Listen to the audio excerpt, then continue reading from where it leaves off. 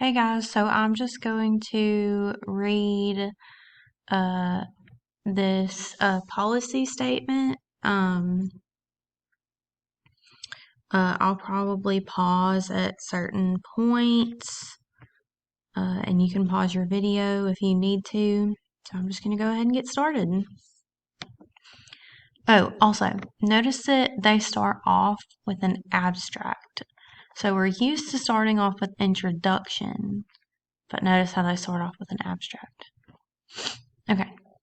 Media from television to the new media, including cell phones, iPads, and social media, are a dominant force in children's lives. Although television is still the predominant medium for children and adolescents, the new technologies are increasingly popular.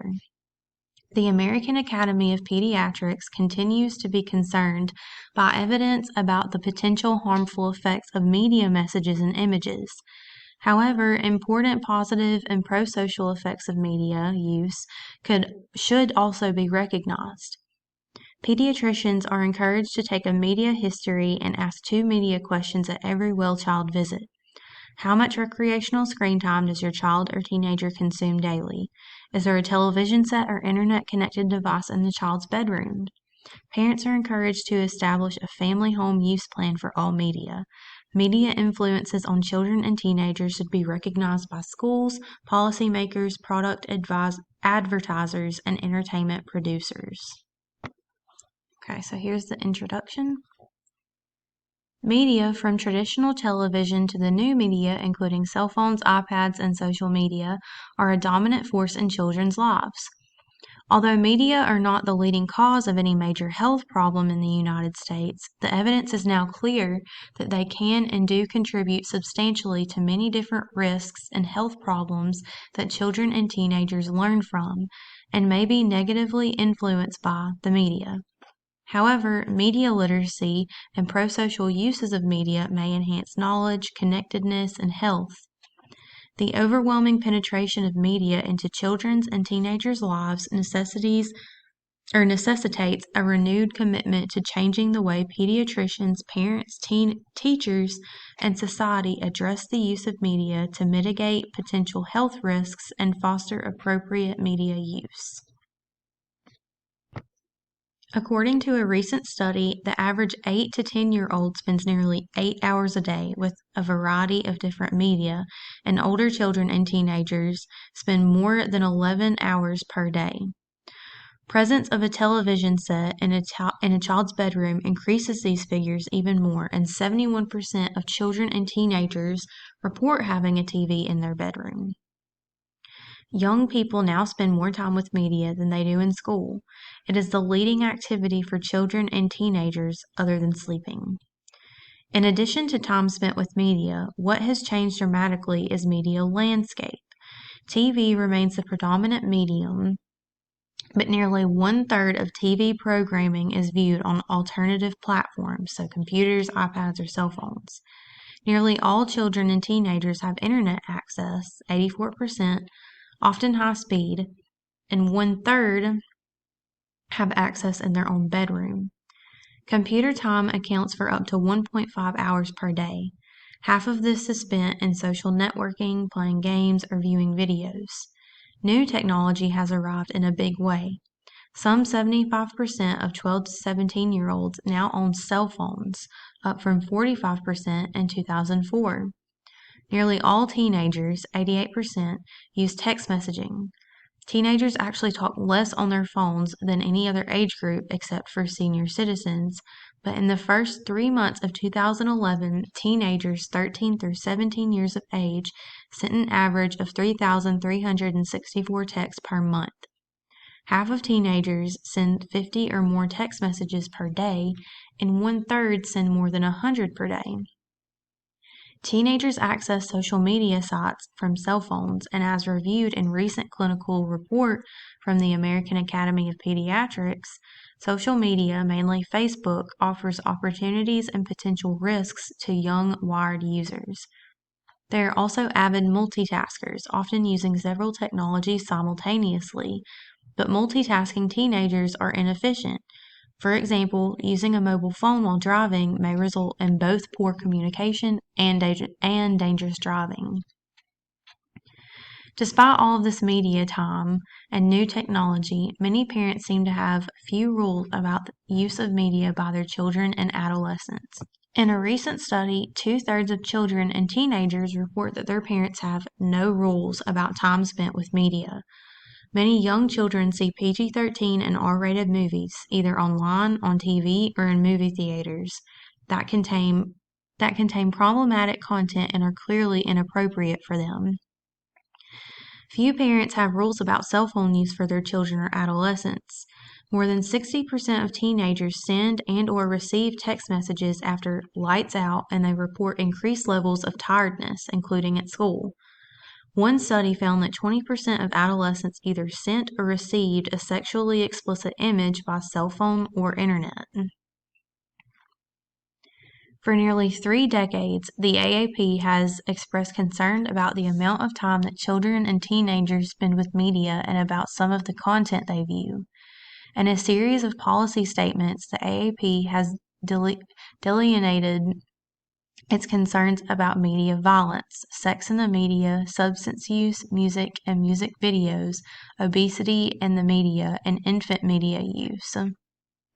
At the same time, existing AAP policy discusses the positive pro-social uses of media and the need for media education in schools and at home. Shows like Sesame Street can help children learn numbers and letters, and the media can also teach empathy, racial and ethnic tolerance, and a whole variety of interpersonal skills. Pro-social media may also influence teenagers. Helping behaviors can increase after listening to pro-social rather than neutral song lyrics, and positive information about adolescent health is increasingly available through new media, including YouTube videos and campaigns that incorporate cell phone and text messages. Recommendations for pediatricians and other healthcare providers. Become educated about critical media topics: media use, violence, sex, obesity, substance use, new technology, via continuing medical education programs. Ask 2 media questions and provide age-appropriate counseling for families at every well-child visit. How much recreational screen time does your child or teenager consume daily? Is there a TV set or an internet-connected electronic device in the child's or teenager's bedroom? In a busy clinic or office, these 2 targeted questions are key. There is considerable evidence that a bedroom TV increases the risk for obesity, substance use, and exposure to sexual content. Take a more detailed media history with children or teenagers who demonstrate aggressive behavior, are overweight or obese, use tobacco, alcohol, or other drugs, or have difficulties in school. Examine your own media use habits. Pediatricians who watch more TV are less likely to advise families to follow AAP recommendations. Pediatricians should recommend the following to parents. Limit the amount of total entertainment screen time to less than 1 to 2 hours per day. Discourage screen media exposure for children less than 2 years of age. Keep the TV set and internet-connected electronic devices out of the child's bedroom. Monitor what media their children are using and accessing, including any websites they are visiting and social media sites they may be using. Co-view TV, movies, and videos with children and teenagers, and use this as a way of discussing important family values. Model active parenting by establishing a family home use plan for all media. As part of the plan, enforce a mealtime and bedtime curfew for media devices, including cell phones. Establish reasonable but firm rules about cell phones, texting, internet, and social media use. Recommendations for schools. Community-based pediatricians, especially those serving in an advisory role to schools, are influential voices in school and neighborhood forums and can work to encourage a team approach among the medical home, the school home, and the family home. So, pediatricians, especially those serving as school physicians or school medical advisors, should Educate school boards and school administrators about evidence-based health risks associated with unsupervised, unlimited media access and use by children and adolescents, as well as ways to mitigate those risks, such as violence prevention, sex education, and drug use prevention programs.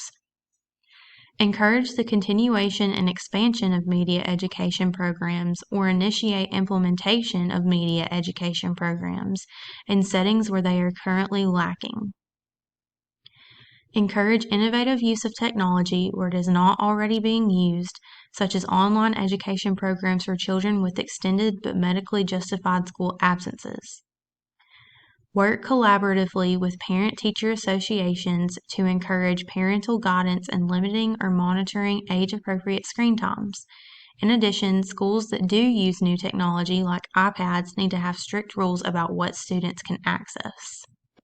Pediatricians should work with the AAP and local chapters to challenge the entertainment industry to do the following.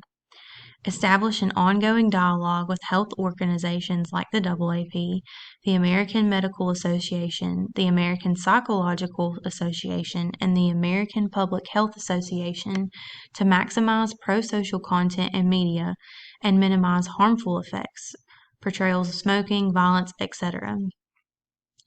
Make movies smoke-free without characters smoking or product placement.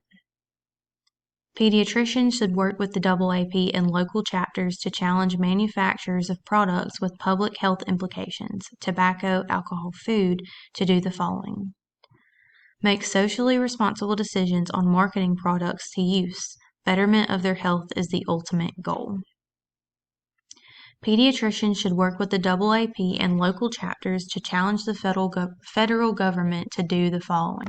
Advocate for a federal report within either the National Institutes of Health or the Institute of Medicine on the impact of media on children and adolescents that would establish a baseline of what is currently known and what new research needs to be conducted. Encourage the entertainment industry and the advertising industry to create more pro-social programming and to reassess the effects of their current programming. Issue strong regulations. Self-regulation is not likely to work, that would restrict the advertising of junk food and fast food to children and adolescents. Establish an ongoing funding mechanism for new media research. Initiate legislation and rules that would ban alcohol advertising from television. Work with the Department of Education to support the creation and implementation of media education curricula for school children and teenagers. And that's it. So everything else is just like sources, people who helped write it, all of that good stuff.